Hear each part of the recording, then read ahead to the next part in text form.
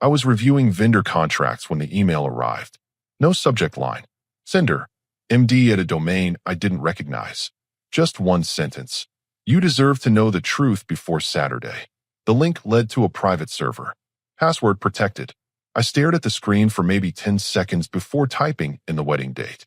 It worked. 47 minutes of video footage. Hotel timestamp. 3 weeks ago. Las Vegas. The despedida de soltera. I should have closed it. Walked away. Called her. Done something other than what I did. I watched every single minute. The suite was called Blackout, according to the room service receipt visible on the counter. Fitting name. The first guy showed up around 11 p.m. Tall, athletic build, tribal tattoo on his shoulder. One of the bridesmaids let him in while the others cheered. My fiancée was already 3 drinks past coherent. By 1 a.m., there were 5 different men cycling through that suite. The bridesmaids treated it like entertainment. Lillian Thornton, the maid of honor and supposedly my fiancé's best friend since childhood, was the ringleader. She kept refilling glasses, turning up the music, recording parts of it on her phone while laughing. At one point, she raised her champagne glass and shouted something I could read on her lips. Last night of freedom. I watched my fiancée stumble between strangers while her friends documented it like her achievement. The video quality was professional. Security camera, probably. Multiple angles. Someone had edited it together with timestamps. Whoever MD was, they wanted me to see everything. Around 3 a.m., a hotel employee knocked on the door. Middle-aged guy, manager uniform, trying to address the noise complaints. Lillian got in his face immediately. I couldn't hear the audio, but her body language said enough. Pointing, jabbing her finger at his chest, laughing with the other bridesmaids when he backed away. The final clip showed the suite at 6 a.m. Empty bottles everywhere. Room destroyed. My fiancée passed out on the couch, still in her bride-to-be sash. I sat in my office for 20 minutes after the video ended. Didn't move. Didn't cry. Didn't punch anything. I opened my laptop calendar. 6 days until the wedding. 300 guests confirmed. $500,000 in deposits. The Thornton estate already being set up for the ceremony. My phone buzzed. Text from her. Can't wait for Saturday. I love you so much. I looked at the screen. Looked back at the frozen frame on my computer. Her with some random guy's hands on her waist while Lillian cheered in the background. I saved the video to 3 separate drives. Cloud storage, external hard drive, encrypted folder on my work server. Then I opened a new document and started taking notes. Timeline, financials, logistics, legal considerations. The wedding invitation sat on my desk. Expensive cardstock, gold embossing, her parents' names listed as hosts. Together with their families, Ella Gardner and Trevor Shepard request the honor of your presence. I picked it up, studied it for a moment, then set it back down. My phone buzzed again. Another text from her. Just finished my final dress fitting. You're going to die when you see it. I typed back. Can't wait. You're going to be stunning. Then I opened a new browser tab and searched for lawyers specializing in asset protection and annulments. Saturday was going to be unforgettable, just not in the way anyone expected. I allowed myself a smile. A cold one. The kind that doesn't reach your eyes. The game had begun, and I was playing to win. The next morning, I woke up at 5 a.m. and went for a run. Came back, showered, made breakfast. Texted her good morning with a heart emoji. She called me an hour later, gushing about centerpiece options. I told her whatever made her happy was perfect. That became my routine for the next 3 weeks. Attentive fiancé during the day. Strategic operator at night. Monday, I met with Daniel McIntosh, an attorney who specialized in what he called preemptive asset protection. We sat in his office downtown, away from anyone who might recognize me. You're not married yet, he said, reviewing my financials. That simplifies things considerably. Everything in your name stays in your name. We just need to make sure there's no paper trail suggesting you intended to share assets post-ceremony. What about the wedding expenses? Already paid. Your gifts to her family, essentially, can't be reclaimed. He leaned back in his chair. But we can remove her authorized user status from your credit cards, transfer your investment accounts to new institutions, and set up international holdings that are difficult to trace or contest. How long? 2 weeks if we move fast. Do it. I signed the retainer that afternoon. 5 figures. Worth every cent. Tuesday, I attended a cake tasting with her and both mothers. Smiled through 12 different flavors. agreed that the champagne-raspberry combination was definitely the one. Her mother hugged me and said she was so grateful her daughter found someone stable and committed.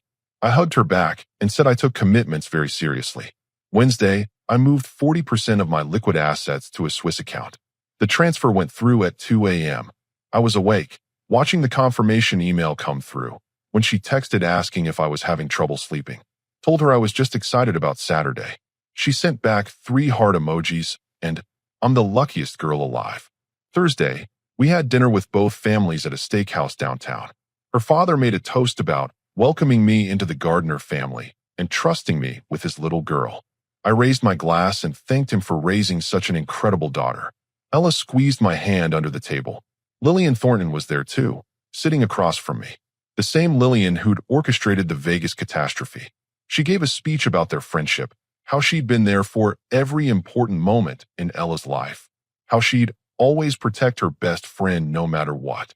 I looked directly at her when I raised my glass to that toast. Held eye contact. Smiled. She smiled back, completely oblivious. Friday afternoon, I had a meeting scheduled with Harrison at Premier Audiovisual, the company handling ceremony sound. I asked him about adding a surprise video tribute to the ceremony, something Ella wouldn't know about. He loved the idea. Romantic gesture? He asked. Something like that. Can we install a large LED screen behind the altar? I'll provide the video file the morning of. Absolutely. We can do a 5-meter display. Really make an impact. Perfect. And Harrison, I need the system to be on a secure lockout. Password protected. No one else can access the controls. He raised an eyebrow, but nodded. Your wedding, your call. We'll set it up exactly how you want it. I transferred the deposit. Double his usual rate. He didn't ask questions after that. That evening was the rehearsal dinner. I gave a speech about finding the right person, about building a life based on trust and honesty, about how marriage means facing consequences together. Everyone applauded. Her father clapped me on the shoulder. Her mother teared up. Ella whispered that she couldn't wait to be Mrs. Shepherd. I kissed her forehead and told her tomorrow would change everything. She thought I meant in a good way. After dinner, I told everyone I needed to get proper rest before the big day. Hugged my parents, shook hands with her father, waved goodbye to the bridesmaids. I drove to a hotel near the airport instead of going home. Checked in under a different name. Spent the night making final arrangements. At 2 a.m., I sent scheduled emails to 3 regional newspapers with the subject line, Connecticut Wedding Scandal. Exclusive footage available Sunday. At 3 a.m., I recorded a voice message for my parents and sister explaining everything. Set it to send at 2:45 p.m. Saturday, 15 minutes after ceremony start time. At 4 a.m., I confirmed my flight to London. One way, departing at 2:30 p.m. At 5 a.m., I finally tried to sleep. Tomorrow, 300 people would witness the most expensive lesson about consequences ever delivered in Connecticut. And I would be 30,000 feet over the Atlantic, finally free. The second email from MD arrived on Tuesday, 10 days before the wedding. We should meet. You deserve to know the full story. Thursday, 3 p.m., Bennett's Cafe on Route 7. Come alone. I showed up 15 minutes early. Sat in a corner booth with a clear view of the entrance. Ordered black coffee and waited. He walked in at exactly 3 p.m. Mid-40s, tired eyes, wearing a hotel uniform polo under a jacket. He spotted me immediately and walked over. Trevor Shepherd?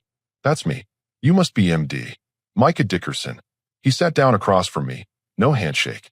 I was the night supervisor at the Luxor Grand in Vegas. Worked there 11 years. Got fired 2 weeks after that video was recorded. Complaint filed by a guest.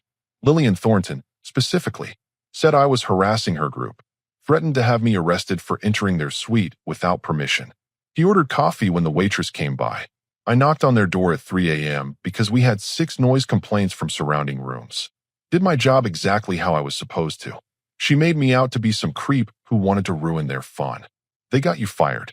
Worse, she posted about it on social media. Tagged the hotel. Called me a miserable servant who couldn't handle successful people having a good time. Her friends amplified it. Management decided I was a liability. He took a sip of his coffee. 11 years.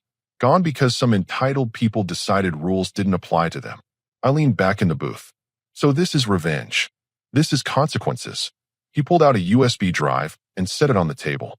Security footage gets automatically backed up to an external server for 90 days before deletion. I maintain that system.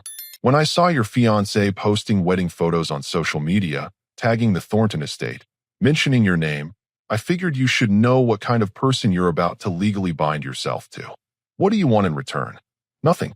Already lost my job. Already rebuilding somewhere else. I just want people like them to understand that actions have weight. He pushed the USB drive toward me. That's the edited version. Removed the most graphic parts, but kept enough to make the situation crystal clear. For K quality. 8 minutes total. Burned it myself. I picked up the drive. Turned it over in my hand. Why 8 minutes? Because that's how long it took for your fiancé to personally humiliate 3 different hotel staff members who tried to do their jobs that night. Me, a housekeeper who came to restock towels, and a security guard who asked them to lower the music. She laughed in all our faces. His jaw tightened. The men were secondary. What bothered me most was how cruel she became when she had an audience. Like it made her feel powerful. I nodded slowly. That tracked with what I'd seen. Can I ask you something? Micah leaned forward. Why haven't you confronted her yet? Because confrontation gives her a chance to explain, cry, manipulate, or run. I don't want any of those outcomes. What do you want?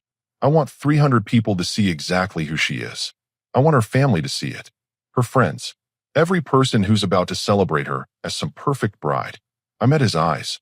I want the consequences to be public and permanent. Micah studied me for a long moment, then nodded. You're going to play the video at the wedding. During the ceremony. Right when she reaches the altar. That's brutal. That's proportional. He almost smiled at that. Almost. Do you need help with the technical setup? Already handled. Audiovisual company thinks it's a surprise romantic tribute. They're going to figure it out pretty quick. By then it'll be too late to stop. I finished my coffee. The system will be password locked. Remote controlled. Even if someone tries to shut it down, it'll keep playing until the full 8 minutes are done. Micah leaned back in his seat, processing that. You thought this through. I've thought about nothing else for 10 days. What happens after? To you, I mean. I'll be on a plane to London before the video finishes. New job already lined up. New apartment. New life. I look down at the USB drive. She gets to rebuild her reputation in Connecticut. I get to start over somewhere nobody knows this story. Fair trade. Only trade I'm interested in. We sat in silence for a minute. The cafe was mostly empty. Acoustic music playing softly overhead.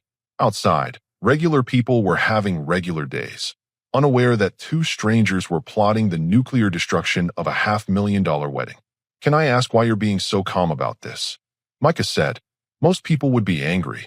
I am angry. I'm just not stupid. I pocketed the USB drive. Anger without strategy is just noise. This is going to be a symphony. Micah extended his hand across the table. I shook it. Justice served, he said. Consequences delivered, I replied. He stood to leave, then paused. For what it's worth, you're handling this better than I would have.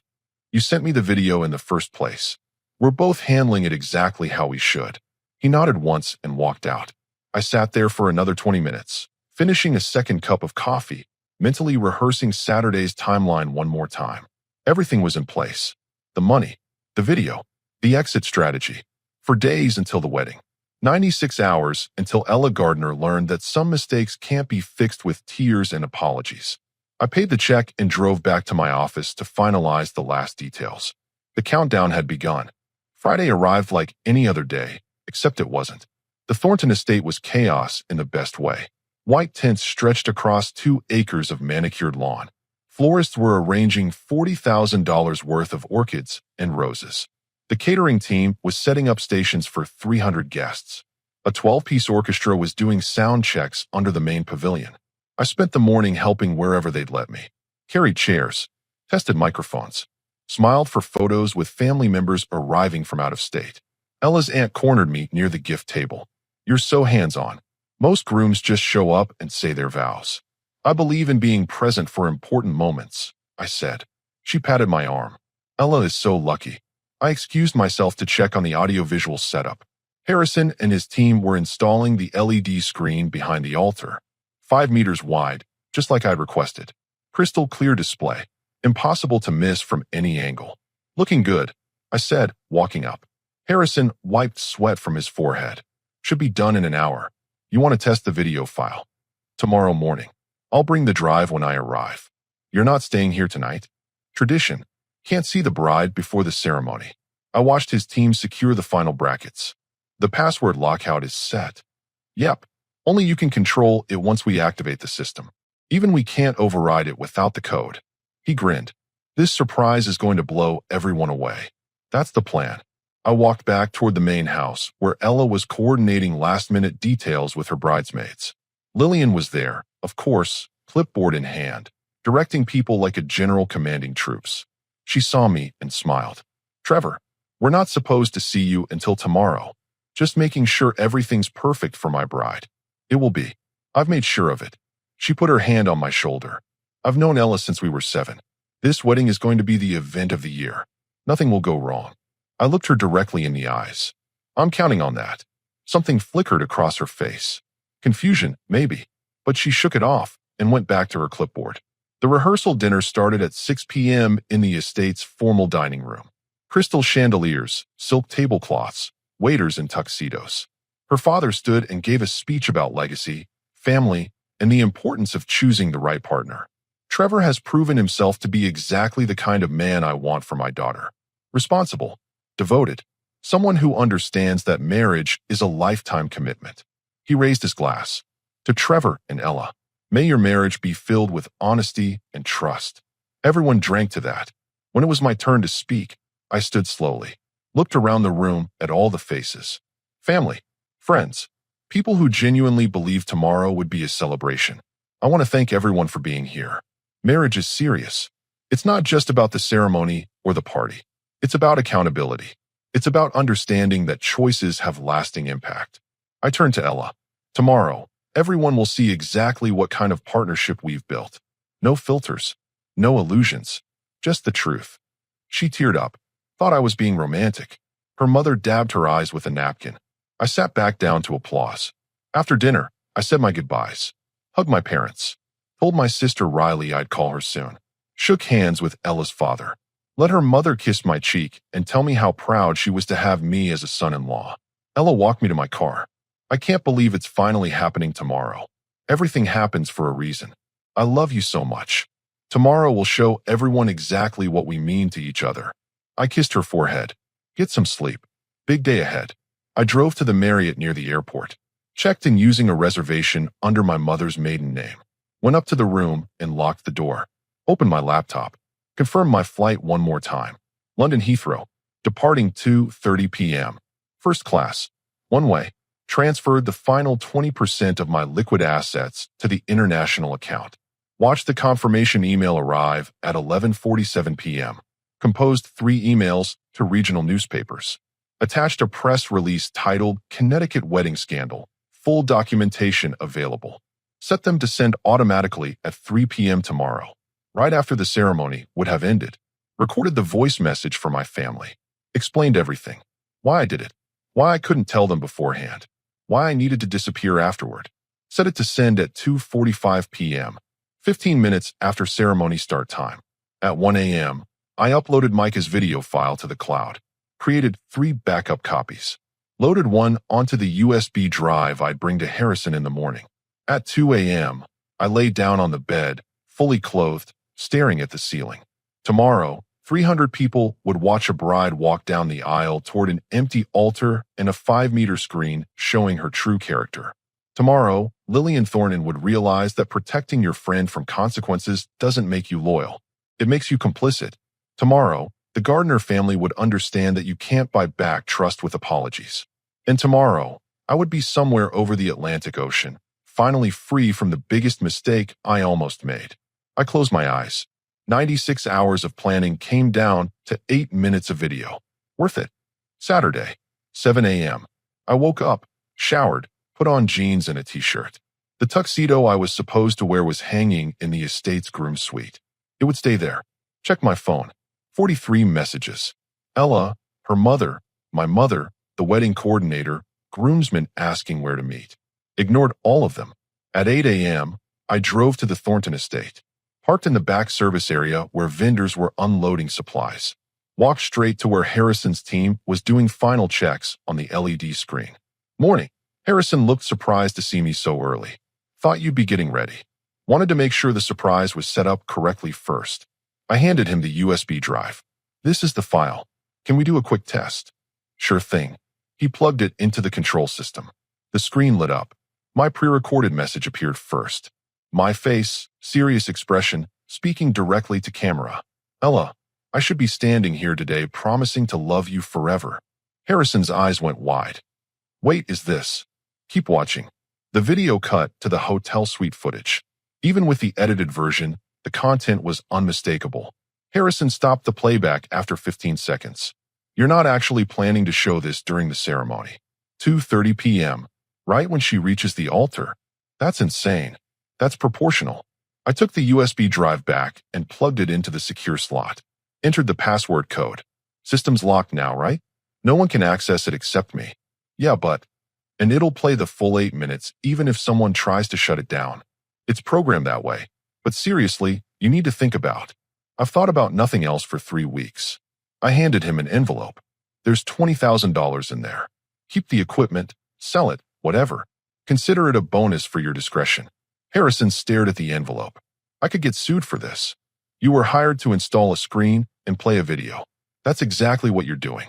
You don't control the content. I looked him in the eye. But if you want to walk away right now, I understand. I can operate the system myself. He was silent for a long moment. Then he pocketed the envelope. System's ready. Password protected. Will autoplay at whatever time you set. 2:32 p.m. 2 minutes after ceremony start time. Done. He packed up his tools. For what it's worth, I hope she deserved this. Watch the full video later. You'll know she did. Harrison and his team left through the service entrance. I stayed behind, checking the system one final time. The screen was perfect. Positioned exactly where the officiant would have stood. Impossible to miss. Impossible to ignore.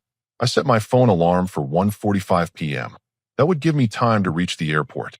At 9 a.m., I walked to my car. The estate was filling up with guests now. Valets parking cars. People in formal attire heading toward the ceremony lawn. Someone called my name from across the parking lot. I didn't turn around. Got in my car and drove straight to the airport. By 11 a.m., I was checked in. Passport control. Security. Gate 14. Flight to London boarding at 2:15 p.m. I sat in the first-class lounge, drinking coffee, watching the clock. At 2 p.m., my phone started exploding. Calls from everyone. The wedding coordinator. My parents. Her parents. Groomsmen. Bridesmaids. Ella herself, calling over and over. I turned the phone to silent and watched the messages pile up. 2:15 p.m. Boarding call for my flight. I walked to the gate. Handed over my boarding pass. Stepped onto the jet bridge. At 2:30 p.m. exactly, 300 guests at the Thornton estate were taking their seats. The string quartet was playing. Bridesmaids were lining up. Ella was in the bridal suite, putting on her veil, thinking this was the happiest day of her life. At 2:32 p.m., the wedding march began. She started walking down the aisle, rose petals under her feet, sun shining through the tent fabric, every eye on her. I was in my seat, 12A, watching the flight attendant demonstrate safety procedures. At 2:34 p.m., Ella reached the altar. The music stopped. She looked up, expecting to see me. Instead, she saw a 5-meter LED screen light up with my face. Ella, I should be standing here today, promising to love you forever. But promises only have value when made by people who understand what loyalty means. 300 people went silent. I'm going to show you what you truly celebrated in Las Vegas while I was signing checks for this event. The video cut to the hotel footage. At 2:36 p.m., my plane pushed back from the gate. At 2:38 p.m., someone at the wedding tried to shut down the screen. The system rejected the override. The video kept playing. At 2:40 p.m., Lillian Thornton was shoving through the crowd, trying to reach the control panel. Too late. The system was locked. At 2:42 p.m., Ella collapsed. Someone called for a medic. Her mother was screaming. Her father was demanding answers. At 2:45 p.m., my pre-recorded message to my family was delivered. My parents heard my voice explain everything. Why I did it. Why I couldn't tell them. Why I had to leave. At 3 p.m., the video finished. 8 minutes that destroyed a $500,000 wedding and exposed the truth to everyone who mattered. The final screen displayed one message. The ceremony is canceled. All vendors have been paid. You're welcome to enjoy the food and drinks. I'm free to live a life without lies. At 3:15 p.m., my plane reached cruising altitude somewhere over the Atlantic. I ordered a whiskey. Neat. The flight attendant asked if I was celebrating something. New beginning, I said. She smiled and moved on to the next passenger. I looked out the window at the clouds below. Somewhere back in Connecticut, Ella was dealing with the aftermath. Her family, the guests, the humiliation, the questions. I felt nothing. No guilt. No satisfaction. No regret. Just the quiet certainty that I'd handled it exactly right. Justice wasn't always pretty, but it was always necessary. I finished my drink and closed my eyes. London was 7 hours away, and a whole new life was waiting. 3 months later, London. I was sitting in a cafe in Kensington when my phone buzzed with a notification. Someone had tagged me in a news article back in Connecticut. Socialite wedding scandal. 3 months later, where are they now? I didn't open it. Didn't need to. The first week after the wedding, my phone had been constant chaos. Hundreds of calls. Voicemails from lawyers, family members, reporters. Ella's father left a message threatening legal action. Her mother left one crying, begging me to explain. Lillian Thornton left 3, each more hostile than the last. I deleted them all without listening past the first 10 seconds. My parents called on day 3. I answered that one. We heard your message, my father said. We saw the video. And we understand why you did it.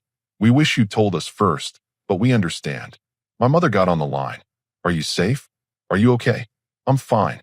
Better than fine. When are you coming home? I'm not. This is home now. There was a long silence. Then my father said, we love you. Stay in touch. I will. That was the last personal conversation I had about it. The news cycle ran for 2 weeks. Local outlets covered it extensively. Groom exposes cheating bride at altar. $500,000 wedding ends in scandal. Connecticut elite family in crisis. Social media was ruthless. Someone leaked additional clips from the Vegas video. Lillian Thornton's LinkedIn profile got flooded with comments. The Thornton family released a statement distancing themselves from the regrettable incident and emphasizing their commitment to family values. Ella deactivated all her social accounts. Her parents tried to reach me through Daniel McIntosh. He forwarded their messages without comment. They wanted to discuss this privately, to find a resolution that benefits everyone. I instructed Daniel to respond with one sentence. There is nothing to discuss. All legal obligations have been fulfilled. They tried twice more. Daniel stopped responding after that. Week 4, I received an email from Micah Dickerson. Subject line, update.